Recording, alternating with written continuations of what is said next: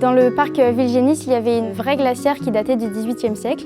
On s'est demandé comment, à cette époque-là, ils pouvaient encore garder de la nourriture ou de la glace. Du coup, on a essayé de reproduire une maquette de glacière. Je vous montre la première maquette de glacière qu'on a réalisée. Elle a été réalisée par 2 filets qu'on a assemblés avec du fil de pêche. On a recherché les matériaux isothermiques pour composer une glacière et il s'avère que le calcaire est venu dans les premiers résultats.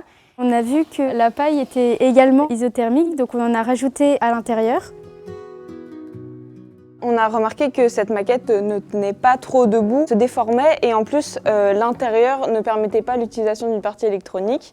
Alors on a décidé de partir sur cette deuxième maquette. On a d'abord fait des étages avec du calcaire et du mortier, un peu comme si on faisait du bâtiment, pour mieux consolider l'isolation et aussi pour qu'elle tienne mieux. On a fait des maquettes de glacières, mais on ne sait pas si jamais elles sont vraiment efficaces, si jamais elles conservent vraiment la glace. C'est pour ça qu'on s'est intéressé à différents angles, à différentes manières de savoir si jamais elles étaient isolantes ou non.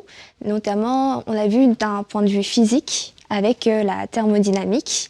Donc là, on a une modélisation de notre maquette et on peut calculer la résistance thermique. Il y a comme une équivalence entre le circuit électrique et la résistance thermique.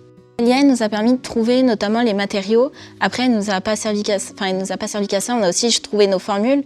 Mais à chaque fois qu'on s'en est servi, on est allé vérifier sur d'autres sites si ce qu'elle nous disait était bon, ce qui nous a permis de gagner du temps. Mais à la fin, on ne s'est pas basé que sur elle. Il y a plein de choses qui viennent de nous-mêmes, on prend énormément d'initiatives. Donc parfois, ça nous mène à des choses qui ne sont pas forcément bien pour notre projet et qui ne sont pas pertinentes. Mais c'est ça qui va nous aider à progresser et à changer de voie et à trouver des choses qui vont être mieux à faire pour l'avenir, on va dire.